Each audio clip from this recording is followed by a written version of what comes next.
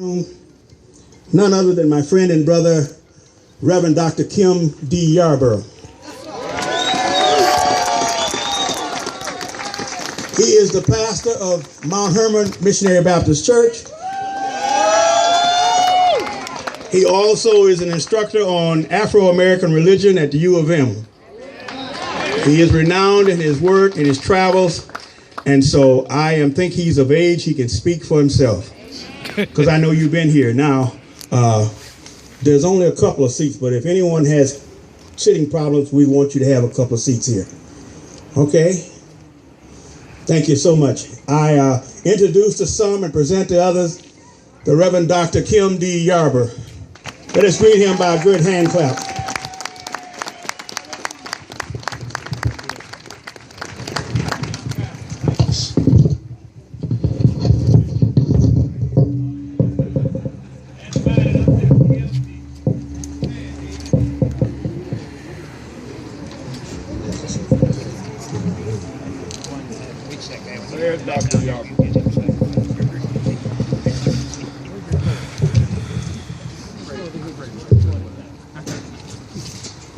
Thank you, Pastor Edwards, to all of the elected officials, my fellow pastors, ministers, brothers and sisters.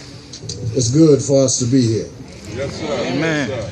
I want to talk to you today from the subject, ordinary people. Yes, sir. Pleading for justice. 5 decades ago, a city called Selma, some 853 miles from this place, 600 courageous yet ordinary, restless and discontent people marched for justice. Those individuals paraded for the cause of equality because of their united desire for the right and the responsibility to vote.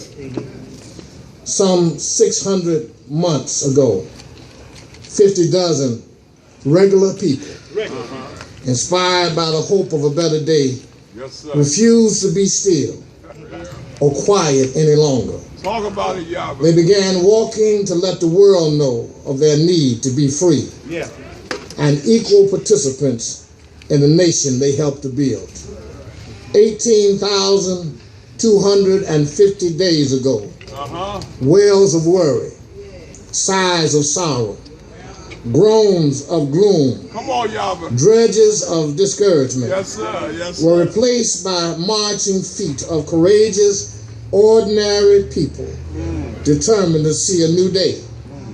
Fathers and mothers, sisters and brothers, little children, teenagers, domestic workers, electricians, doctors, nurses, masons, plumbers, office workers, attorneys, preachers, teachers, morticians, professional laborers, beauticians, barbers, farmers, sharecroppers. They stepped through the streets of Selma, Alabama, believing their participation would lead to a better day for all people. At the apex of the Edmund Pettus Bridge, the leaders of the march, John Lewis and Hosea Williams, saw a sea of blue helmets, blue uniforms, Alabama state troopers, from one side of the highway to the other. And behind them, dozens of armed men, some on horseback, and many carrying clubs the size of baseball bats. The marchers were accused that day of having an unlawful assembly, and they were told their march was not conducive to public safety. And they were ordered to disperse and go back to their churches and homes. But the marchers would not turn around. They chose not to run away. They could not, in fact, even run away. They wanted to be there where they were. There were too many to go back or turn back. Their only option was to kneel and pray. But even before the multitude could kneel and bow in prayer, the troopers were ordered to advance, and they rushed forward. The marchers, having no opportunity to avoid the bull whips, billy clubs, tear gas, or horse hooves. Many choked on the tear gas. Others fell to the ground from the blows of the clubs. People were swept to the ground, screaming, arms and legs flying. Those still on their feet began to retreat, huddling together. But many were bleeding badly. Gaping cuts could be witnessed even on children. Several women were lying on the pavement. People cried, some vomited. Police on horseback were purposely riding over the top of fallen people, leading their horses to stand on the shoulders and stomachs and legs of helpless people. Within a few minutes, 59 marchers were injured, heads bloody but unbowed. They were still determined to get their rights.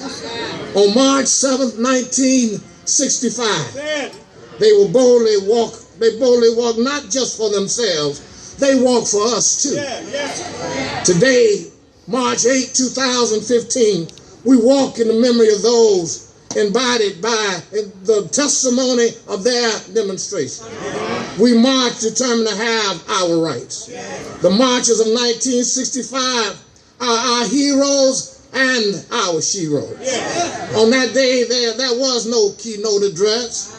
The demonstration of courage of the ordinary people spoke for all of those who marched that day.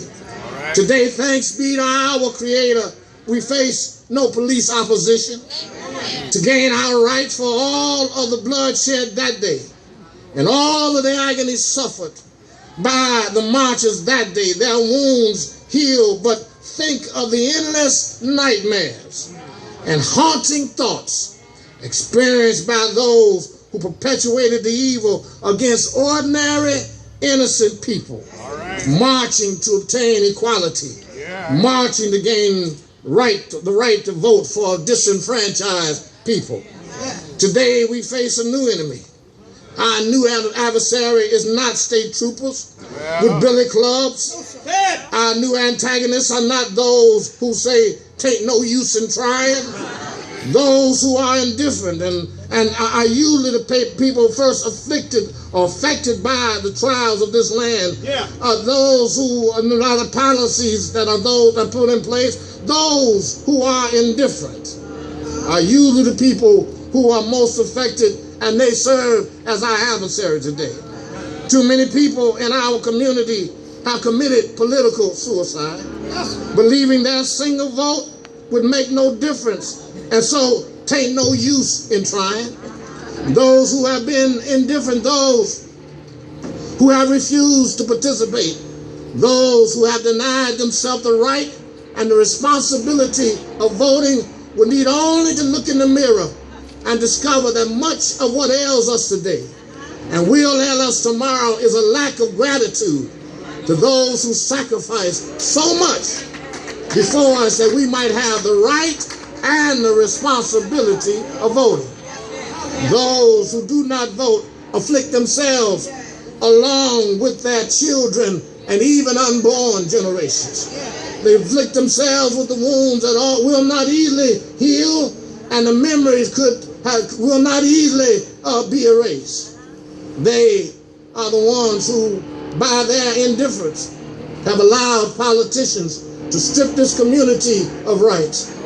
We live in a community where elected officials do not govern, and so we have no voice in what happens in our own community.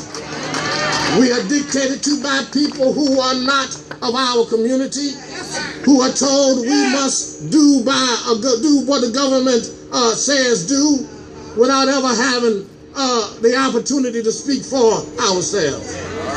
Indifference to voting has led this community to not having the dollars needed for our local police, who are our neighbors and relations, serving and protecting us. Now we are policed by police who do not live in our community, have no stake in our community, and we are left without any real means to appeal. Those who refuse to vote and remain indifferent have, by their lack of concern, given the ammunition to powers who continue to look for ways to tax us without improving our schools or our our quality of life. We have water rates 2 and 3 times higher than anybody else in the state. Those who refuse to indulge in the political process refuse to see the hurt being done to ourselves, their children, and the community as a whole. We march this day in the name of justice. We've come in an effort to wake up the sleeping and to fire up the lukewarm. We have come to encourage the depressed and to look and to help and to cheer up those who are discouraged and to help the soldiers of God to stand up. Right now, in this moment, right in this moment of time, we have come to challenge those who have been indifferent, to understand that your lack of concern is as brutal as the evil act of the state troopers in Selma 50 years ago. Your lack of concern is as hurting as the billy clubs, the horse pulls, the tear gas, and has long-lasting effect. You must understand that something is desperately wrong. You must come to know that there is something you can do. The future is in your hands. Listen to the words of an ancient yet courageous, ordinary sheep-shearing prophet whose name is Amos. We hear his words and recognize immediately there's something we can do. The ancient spokesman comes to have a word with us concerning the mistreatment of the poor and disenfranchised. The ancient preacher steps forward to point out a commanding imagery that something is very wrong. Something is wrong with the way plain and regular people are being treated. Amos is under orders to inform the nation that the Most High and Eternal Spirit is not pleased with the oppression and the injustice being suffered by his children. Amos declares to us that he has traveled the streets of Flint and Genesee County and seen with his own eyes the results of policies put in place that aren't right for regular folk. The prophet Amos comes with serious concerns focused on injustice being suffered by oppressed people. His focus speaks against the treatment of the downtrodden. Amos wants us to know the inconsistencies of the nation, and that they have been piqued, and the phony shows of misdirected religious zeal have served and caused many to suffer. Amos is concerned about those who have lived as kings and queens while presiding over the oppression of the poor. Amos is concerned with those who are in position to bring about change and stop the hemorrhaging of our young people from our community. But instead of allowing it to continue, there are those who enhance the suffering of the have-nots in order to benefit the haves. Amos has come to speak to those who hang around places of worship, conduct great religious feasts and ceremonies and programs, but at the same time continue supporting an atmosphere that denies the rights of ordinary people who have been long mistreated and downtrodden. Amos has come to let us know that the Almighty One, bless his holy name, sees the widespread destruction and oppression. The High and Holy One sees the miscarriage of justice, and the provider over the universe says to us, the power is in your hands. You have been given what it takes. Live by your faith and see what your religion can do. Let justice run down as water and righteousness as a mighty stream. We must recognize that we are the change agents. We are looking for, and there is hope. There's a hope that will not give up, a hope that will not dry up, and there's a hope that will not fester and become bitter. Ours is a hope that will continue to work for a brighter day. Ours is a hope that will continue to work for social change. Ours is a hope that will look for understanding, and neighbors become family and friends together. Ours is a hope that will not be frustrated forever. Ours is a hope, I tell you, that will not simply swallow the distaste of injustice. Ours is a hope that will continue to stand united for what is right. With this hope, we go forward believing in our hearts that there will be a brighter day, because we will work each day for a better day. With this hope, we stand as soldiers, recognizing that those who are responsible for perpetuating injustice against God's people, even in the name of God, will reap what they sow. With this hope, we go forward believing in our hearts that injustice against the poor and oppressed, as well as the aggression against the disenfranchised, is not the will of the Almighty. We are not hoping in the power of government. We are not hoping in the power of this world. We have hope in that power that will tame the troubles of this land. We have hope in that power that will still the storm winds that blow. We have hope in that power that will set us free. We don't have to burn buildings. We don't have to loot. We don't have to steal, because there is one who stands above us, who goes before us. There is one whose judgment will always be just. One who will never be swayed by the merciless. One who has promised in times like these that we can ask for strength. And we will have what we need to keep on toiling. We may have to drink tears for a season, but we have the joy of this assurance that our trouble will not last always, because the Lord God Almighty knows just how much we can bear. And although the load sometimes gets heavy, the Lord has never left us a load to bear alone. And God knows, and I'm so glad He knows just how much we can bear. And we shall overcome. I say we shall overcome. In fact, we are overcoming right now today. And 50 years from now, let our grandchildren and children and an unborn generation say, that was an ordinary people on March the 8th, 2015, who decided they would be a change agent people. Walk together, my brothers and sisters. Let our children say, a just people live by their faith, and hungered and thirsted after righteousness. God bless you. I thank you.